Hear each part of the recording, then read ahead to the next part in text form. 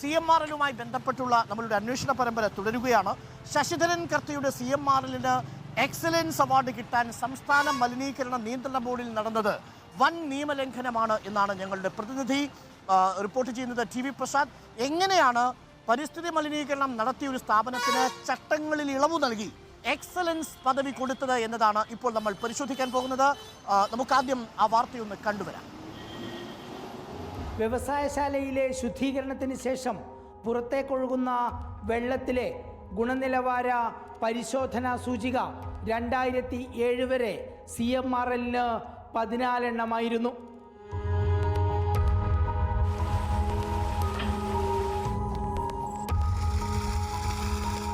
ഇതിൽ lead, mercury, cadmium എന്നിവയടക്കം 14 ഇനങ്ങളാണ് മാസാമാസമുള്ള ജലപരിശോധനയിൽ പരിഗണിക്കേണ്ടത്.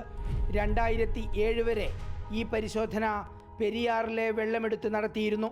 ഇതിൽ അനുവദനീയമായ അളവിൻ്റെ 10 ഇരട്ടിയിലധികമായിരുന്നു പലപ്പോഴും ലെഡ് അടങ്ങിയിരുന്നതെന്നും കണ്ടെത്തി.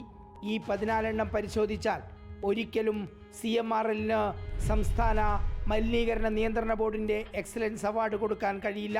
ഇതോടെയാണ് ദുരൂഹമായ നീക്കം സംസ്ഥാന മലിനീകരണ നിയന്ത്രണ ബോർഡിൽ തുടങ്ങിയത്. 14 ഗുണനിലവാര പരിശോധനാ സൂചിക 12 കുറച്ചു കൊടുത്തു. 2009 ജൂലൈ 7-ന് അത് 5 വീണ്ടും കുറച്ചു. 5 ദിവസം കഴിഞ്ഞ് 5 എണ്ണത്തിൽ എന്താണോ പരിശോധിക്കേണ്ടത് അതെല്ലാം ഒഴിവാക്കിയുള്ളവ തിരഞ്ഞെടുത്തു. ഇതോടെ ശശിധരൻ കർത്തയുടെ കമ്പനിക്ക് 2017 വരെ 1 വർഷം പോലും മുടങ്ങാതെ എക്സലൻസ് അവാർഡ് കിട്ടിക്കൊണ്ടേയിരുന്നു. പെരിയാർ കൂടുതൽ മലിനമാവുകയും ചെയ്തു. അങ്ങനെ ഒഴിവാക്കി പിന്നീട് എപ്പോഴും ഈ ലിമിറ്റിലൊക്കെ നിൽക്കുന്ന ഒരു 4-5 പാരാമീറ്ററാക്കി അത് പരിശോധിച്ചിട്ട് ഞങ്ങൾ പരിസ്ഥിതിയുടെ ഏറ്റവും മികവ് പുലർത്തിയിരിക്കുകയാണെന്നും പറഞ്ഞ് അവാർഡുകൾ നിരന്തരമായിട്ട് കിട്ടും. 1986-ലെ പരിസ്ഥിതി സംരക്ഷണ ചട്ടം 3(2) അനുസരിച്ച് സംസ്ഥാന മലിനീകരണ നിയന്ത്രണ ബോർഡുകൾക്കോ സംസ്ഥാന സർക്കാരിനോ ഗുണനിലവാര പരിശോധന സൂചിക കൂടുതൽ കർശനമാക്കാനേ നിയമമുള്ളൂ. ഇളവ് ചെയ്യാൻ അധികാരമില്ല. പ്രഷർ, കൊളസ്ട്രോള് ഇങ്ങനെയെല്ലാം നോക്കിയിട്ട് നമ്മുടെ ആരോഗ്യം നോക്കിയവരും നമുക്ക് ഈ ലിമിറ്റിൽ നിൽക്കാത്തത് അങ്ങ് ഒഴിവാക്കിയിട്ട് ബാക്കി ലിമിറ്റിലുള്ളത് പരിശോധിച്ചിട്ട് ഞാൻ വളരെ ഹെൽത്തിയാണെന്ന് പറയുന്ന കണക്കാണിത്. നമ്മുടെ പൊതുമേഖലാ സ്ഥാപനമായ KMML-ന് പോലും നിലവിൽ 14 ഗുണനിലവാര പരിശോധനാ സൂചികകളുണ്ട്. ഇവിടെയാണ് ശശിധരൻ കർത്തയുടെ കമ്പനിക്ക് പാരാമീറ്റർ കുറച്ചുകൊടുത്ത് പുറത്തേക്ക് രാസമാലിന്യം ഒന്നും ഒഴുക്കുന്നില്ലെന്ന് സ്ഥാപിക്കാൻ സംസ്ഥാന മലിനീകരണ നിയന്ത്രണ ബോർഡ് വഴിവിട്ട നീക്കം നടത്തിയത്. Reporter TV Prasad, in reporter, Kochi. TV Prasad, എന്തൊക്കെയാണ് നടക്കുന്നത്? പരിസ്ഥിതി മലിനീകരണം നടത്തുന്ന കമ്പനിക്ക് പരിസ്ഥിതി മലിനീകരണം കുറച്ചതിലുള്ള എക്സലൻസ് അവാർഡ് കൊടുക്കാൻ വേണ്ടി മലിനീകരണ നിയന്ത്രണ ബോർഡിലെ ചട്ടങ്ങൾ ഇളവ് ചെയ്ത് കൊടുക്കുക. എന്നാൽ അത് KMML അടക്കമുള്ള പൊതുമേഖലാ സ്ഥാപനങ്ങൾക്ക് ആ ചട്ട ഇളവ് ബാധകവുമല്ല. എന്താണ് ഈ CMRL കമ്പനിക്ക് വേണ്ടി ഇത്തരം വഴിവിട്ട നീക്കങ്ങൾ നടക്കാനുള്ള കാരണം? എന്താണ് നമ്മൾ മനസ്സിലാക്കിയത്? എവിടെയാണ് തുടങ്ങിയത് ഈ വഴിവിട്ട നീക്കങ്ങൾ?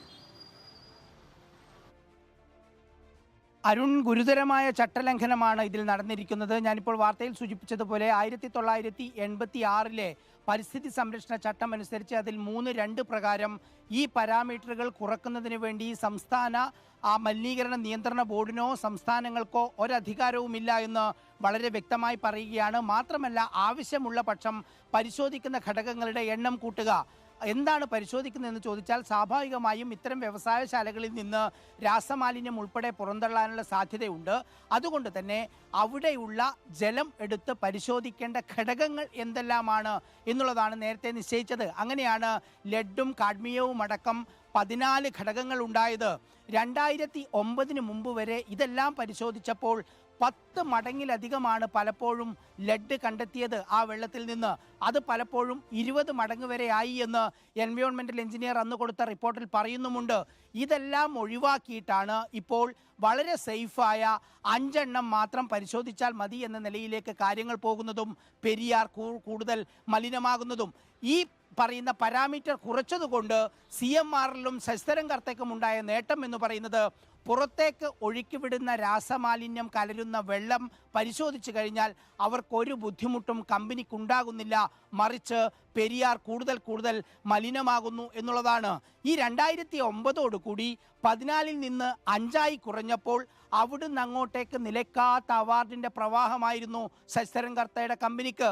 ഏറ്റവും അവസാനം 2017 അവാർഡ് കിട്ടി. ശശിധരൻ കർത്തയുടെ കമ്പനിക്ക് കിട്ടാതായതോടുകൂടി, അതായത് 2020 കോവിഡ് നമുക്ക് ആ വാർത്തയുടെ കൂടുതൽ വിശദാംശങ്ങൾ ബ്രേക്കിംഗ് അവേഴ്സിൽ പ്രേക്ഷകരിലേക്ക് എത്തിക്കാം. എങ്ങനെയാണ് CMRL കമ്പനിക്ക് വേണ്ടി ചട്ടങ്ങൾ വഴിമാറുന്നത് എന്നാണ് ഞങ്ങളുടെ പ്രത്യേക അന്വേഷണ സംഘം പരിശോധിച്ചുകൊണ്ടിരിക്കുന്നത്.